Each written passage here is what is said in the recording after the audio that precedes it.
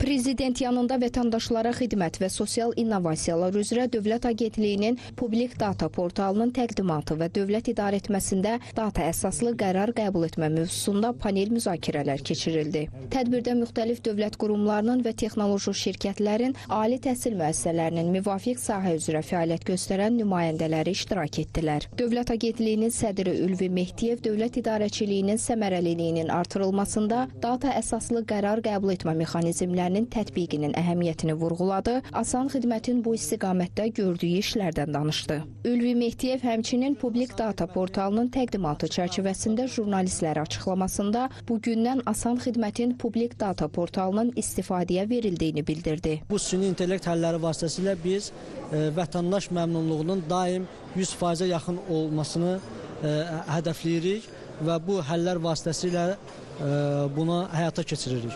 O ki qaldı açıq məlumatlar portalı bu asan xidmətin fəaliyyətdə olduğu 12 il müddətində xidməti fəaliyyəti zamanı toplanan məlumatların, informasiyaların açıq cəmiyyət üçün açıq elan edilməsidir. Bu portaldan istifadə etməklə tədqiqatçılar, ekspertlər, mütəxəssislər, startapçılar, gənclər, cəmiyyətin ayrı-ayrı təbəqələr nümayəndələri öz məqsədləri üçün, öz şəxsi məqsədləri üçün, öz biznes fəaliyyəti üçün və elmi araşdırmaları üçün rahatlıqla istifadə edə biləcək və asanın bu məlumatlarından istifadə etməklə yeni məhsul və xidmətlər yarada biləcəkdir.